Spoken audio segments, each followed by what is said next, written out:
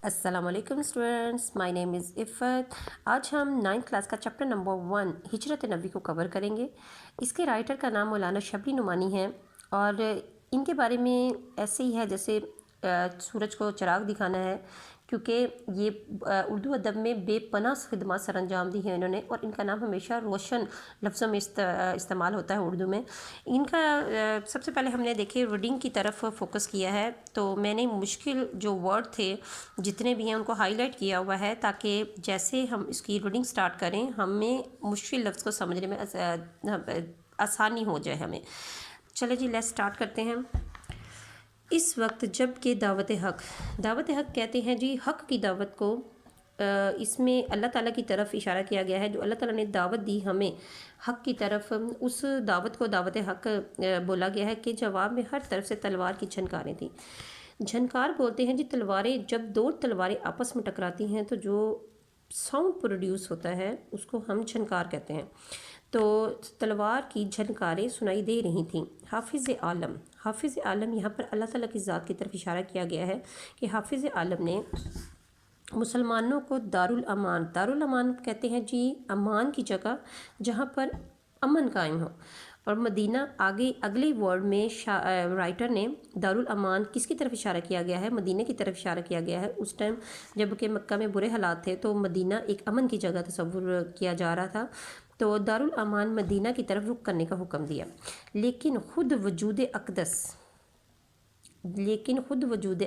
यहाँ वजूद अक़दस ज़ाहिर है, आगे नबी वसल्लम पे दरूद पढ़ा गया है तो नबी वसल्लम की ज़ात की मुबारका की तरफ इशारा किया गया है कि जो खुद वजूद अक़दस सल्लल्लाहु अलैहि वसल्लम, जो उन सितमगारों, सितम कहते हैं जी जुल्म को, और गारों जो करने वाला हो, सितमगारों जुल्म करने वाला, या दूसरे लफ्ज़ों में ज़ालिम को कहेंगे, का हकीकी हदफ था। हदफ बोलते हैं जी निशाने को बोलते हैं, अपने लिए हुक्म खुदाबंदी का मुंतज़िर था। नबूवत का 13वां साल जी हम यहाँ पर लिखेंगे 13, ठीक है। साल शुरू हुआ और अक्सर सहाबा मदीना पहुँच चुके।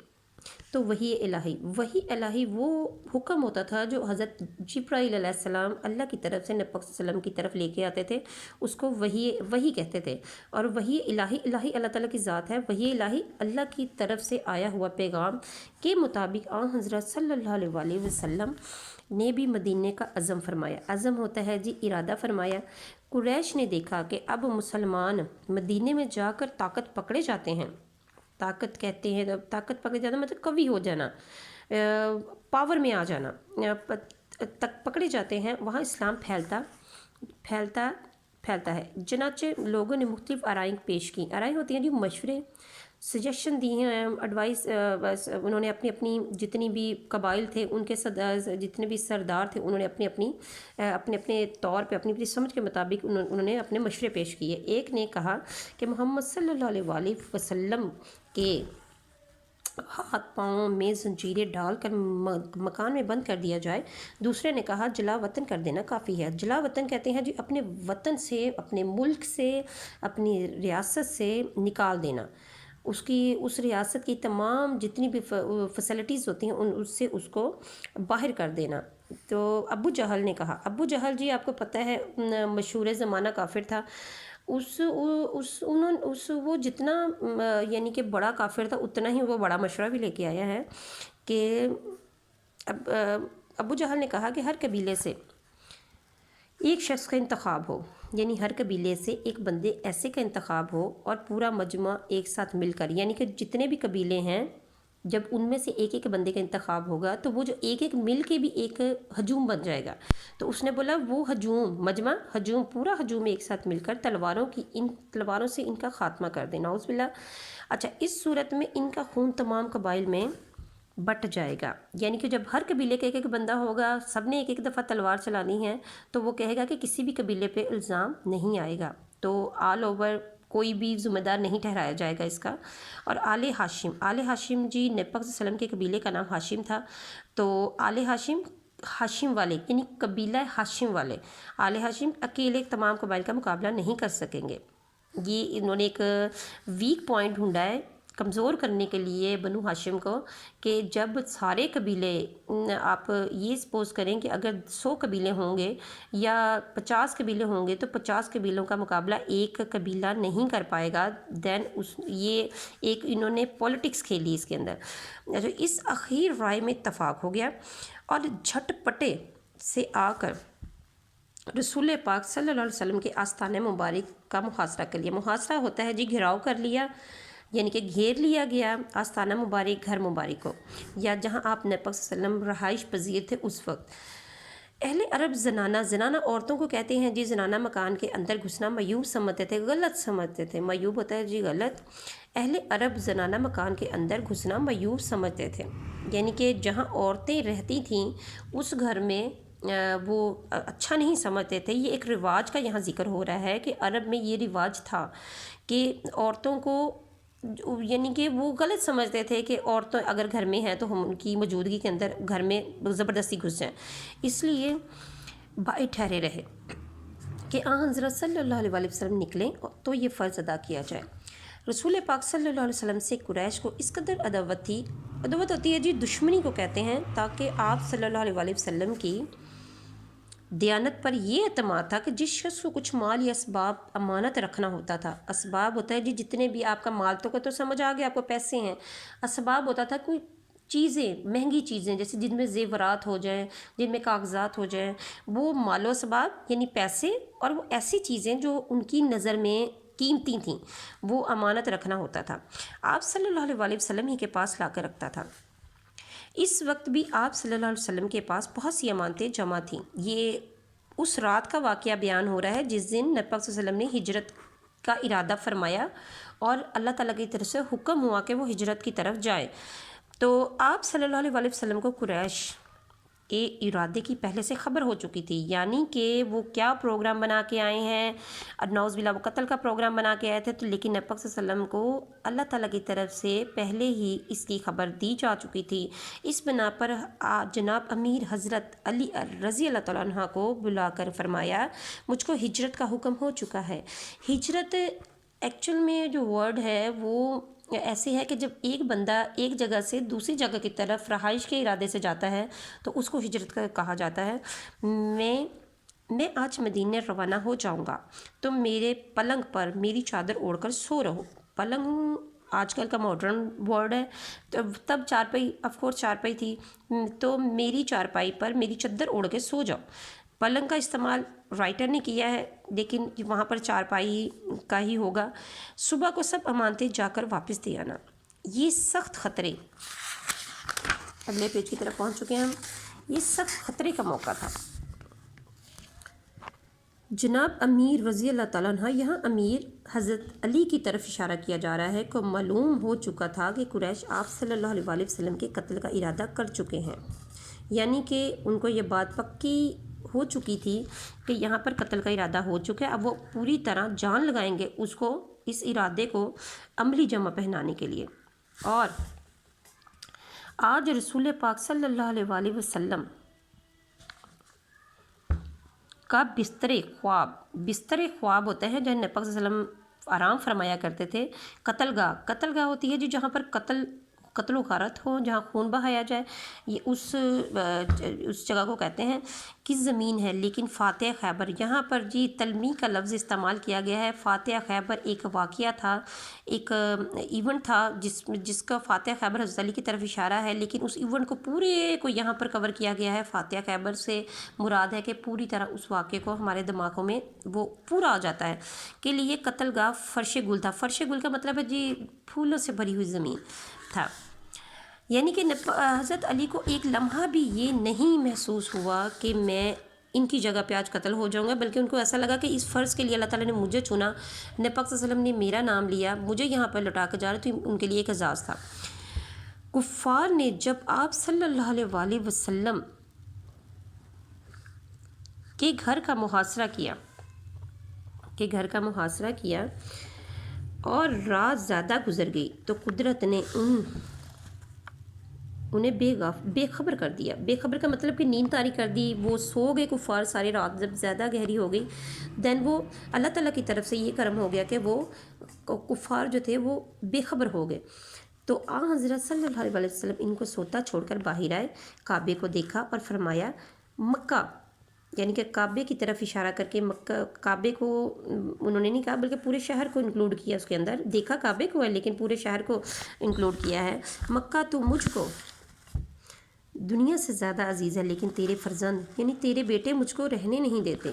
حضرت ابو بکر صدیق سے پہلے قرارداد ہو چکی تھی، قرارداد کا مطلب ہے پہلے مشاورت ہو چکی تھی، پہلے میٹنگ ہو چکی تھی کہ ہم نے کیا کرنا ہے۔ دونوں صاحب پہلے جبل سور کے غار میں جا کے پوشیدہ ہوئے، چھپ گئے ہیں وہاں پر، انہوں نے اللہ تعالیٰ کے حکم سے پناہ لی ہے۔ یہ غار آج بھی موجود ہے اور بوسہ گاہ خلائق ہے۔ خلائق جی خلق کی جمع ہے، خلق ہوتا ہے انسان دنیا والے، تو بوسہ گاہ یعنی کہ دنیا کے چومنے کی جگہ ہے، بوسہ گاہ چومنے کی جگہ ہے۔ حضرت ابو بکر صدیق کے بیٹے عبداللہ جو نوخیز جوان تھے، نوخیز کا مطلب جو ابھی جوان ہو رہے تھے، جو ہماری آج کل کی جیسے 15 16 17 سال کی عمروں میں بچے ہیں یا 14 15 سال کے بچے ہیں، ان کی طرف اتنی ایج ہوگی۔ جو نوخیز جوان تھے سب شب کو غار میں ساتھ ہوتے، صبح منہ اندھیرے شہر چلے جاتے، منہ اندھیرے یعنی صبح شادی کے وقت ہی وہ چلے جاتے اور پتہ لگاتے کہ قریش کیا مشورے کر رہے ہیں۔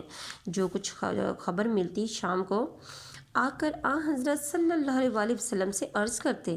حضرت ابو بکر صدیق کا غلام کچھ رات گئے بکریاں چرا کر لاتا اور آپ صلی اللہ علیہ وسلم اور حضرت ابو بکر صدیق ان کا دودھ پی لیتے۔ 3 دن تک یہی غذا تھی۔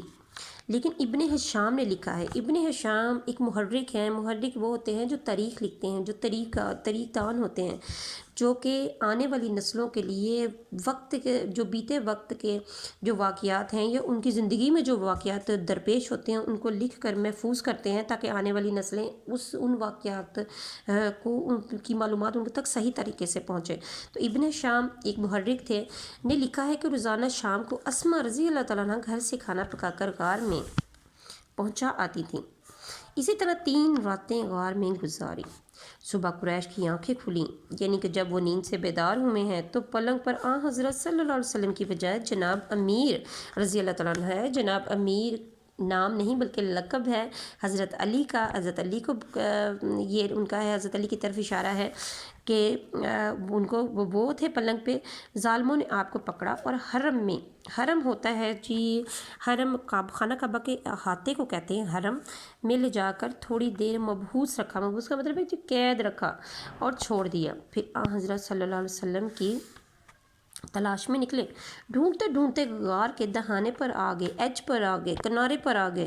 آہٹ پا کر یعنی کہ جو حرکت کو پا کر، یا پھر آپ اس کا یہ کہہ سکتے ہیں کہ چاپ کو سن کر، آواز کو سن کر حضرت ابو بکر صدیق غمزدہ ہوئے، پریشان ہو گئے، غمزدہ پریشان ہو گئے۔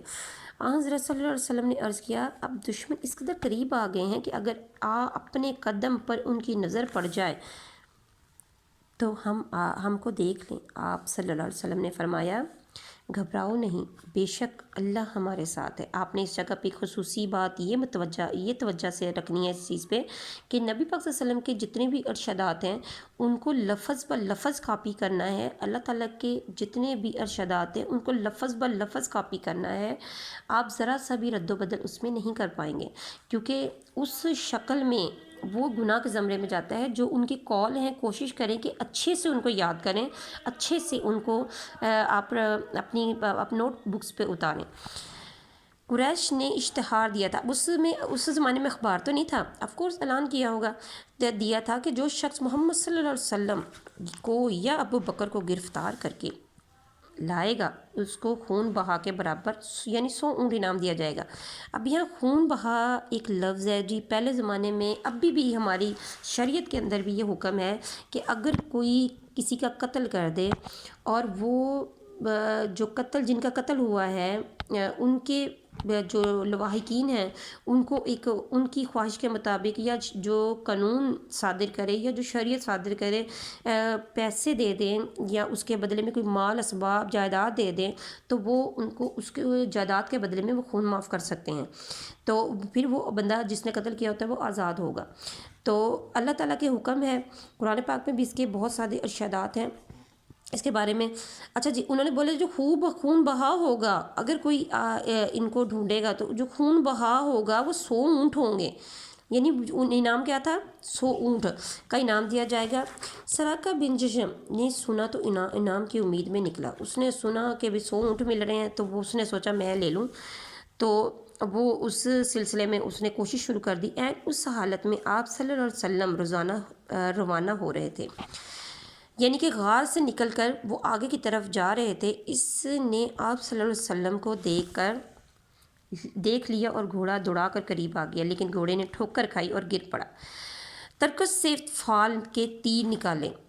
ترکش ہوتا ہے جی جو تیر رکھنے کا جو ایک تیر دان ہوتا ہے جس کے اندر تیر، آپ نے دیکھا ہوگا کہ ابھی بھی ترکی جو ڈرامہ چل رہے ہیں وہ اس کو دیکھ کے آپ اچھے طریقے سے دیکھا ہوگا کہ انہوں نے کمروں کے اوپر ایک تیر دان باندھے ہوتے ہیں، وہ پیچھے سے تیر نکالتے ہیں اور آگے یعنی کہ چلاتے ہیں اس کو، تو اس کا یعنی کہ دیا ہوا ہے اس تیر دان سے فال کا ہوتا ہے جی، اس نے ایک طرح سے نکالا ہے کہ ایک اندازہ فال ہوتی ہے جی جیسے یعنی پوچھا ایک طرح سے، اب تیر سے تو کوئی پوچھ نہیں سکتا لیکن اس کی بس سمجھ ہوگی اتنی کہ تیر نکالے اور کہ حملہ کرنا چاہیے کہ نہیں، جواب میں نہیں نکلا۔ اب یہ اس کے دل نے ہی کہا ہوگا کہ میں تیر چلاؤں یا نہ چلاؤں، تو دل نے آواز دی ہوگی کیونکہ تیر تو بولے گا نہیں، لیکن 100 اونٹوں کا گراں بہا معاوضہ یعنی کہ بے پناہ معاوضہ، 100 اونٹ اس زمانے میں جب نبی پاک صلی اللہ علیہ وسلم ظاہری دنیا میں تھے، اونٹ ایک بیش بہا یا قیمتی سواری تھی، اور جس کے پاس اونٹ ہوتے تھے وہ امیر گنا جاتا تھا، تو اس کو ایک نہیں دو نہیں پورے 100 جو کیملز ہیں وہ انعام دیا جا رہا تھا، تو وہ ایسا نہ تھا کہ تیر کی بات مان لیتا ہے، یعنی دل کی بات مان لیتا ہے، دوبارہ گھوڑے پر سوار ہوا اور آگے بڑھا۔ اب کی بار گھوڑے کے پاؤں گھٹنوں تک زمین میں دھنس گئے مطلب گڑ گئے زمین کے اندر، گھوڑے سے اتر پڑا، پھر فال نکالی، اب بھی وہی جواب تھا، مطلب کہ پھر تھوڑی سی یعنی کہ دل سے پوچھا تو وہی جواب آیا کہ نہیں ایسا نہیں کرنا چاہیے، لیکن مکرر یعنی مکرر ہے جی دہرایا جانے والا، مکرر کہتے ہیں جی جو ریپیٹڈ ہو اس کو کہتے ہیں جی مکرر۔ تجربے یعنی دہرائے گئے تجربے نے اس کی ہمت پست کر دی، اس کی ہمت کو گرا دیا، اس کی ہمت کو چھوٹا کر دیا، اور یقین ہو گیا کہ یہ کچھ اور آثار ہیں، یعنی کہ یہ کچھ اور نشانیاں ہیں۔ حضرت صلی اللہ علیہ وسلم کے پاس آ کر قریش کے اشتہار کا واقعہ سنایا، یعنی پھر آ گیا ہے نبی پاک صلی اللہ علیہ وسلم کے پاس اور فرمایا ہے انہوں نے بولا ہے نبی پاک صلی اللہ علیہ وسلم کو کہ قریش نے یہ انعام رکھا ہے آپ پر، اور درخواست کی کہ مجھ کو امن کی تحریر لکھ دیجیے، یعنی ایک طرح سے معافی مانگی۔ حضرت ابو بکر صدیق کے غلام عامر بن فہیرہ نے چمڑے کے ایک ٹکڑے پر فرمان امن لکھ دیا۔ چمڑے کا ٹکڑا، تب کاغذ تو نہیں تھے تو چمڑے کے اوپر پتھر کے اوپر تحریریں لکھی جاتی تھیں۔ تشریف آوری کی خبر مدینے میں پہلے ہی پہنچ چکی تھی، تمام شہر ہمتن چشم انتظار تھا، ہمتن یعنی پورے توجہ سے، چشم انتظار یعنی کہ ان کی آنکھیں انتظار میں تھیں، ان کی پوری طرح ان کی آنکھیں انتظار میں تھیں۔ معصوم بچے فخر اور جوش میں کہتے پھرتے تھے کہ پیغمبر صلی اللہ علیہ وسلم آ رہے ہیں۔ لوگ ہر روز تڑکے کا مطلب جی صبح سویرے سے نکل کر شہر کے باہر جمع ہوتے اور دوپہر تک انتظار کر کے حسرت کے ساتھ واپس چلے آتے۔ ایک دن انتظار کر کے واپس جا رہے تھے کہ ایک یہودی نے قلعے سے دیکھا کہ قرائن سے پہچان کر پکارا، اہل ارض لو تم جس کا انتظار کرتے تھے وہ آ گیا ہے۔ تمام شہر تکبیر کی آواز سے گونج اٹھا، تکبیر جی اللہ اکبر کی آواز سے گونج اٹھا۔ آج ہم نے اس کی ریڈنگ کور کی ہے، انشاءاللہ نیکسٹ ویڈیو میں ہم اس کی مشق کی طرف چلیں گے اور اس کو کور اپ کریں گے۔ شکریہ جی، اللہ حافظ۔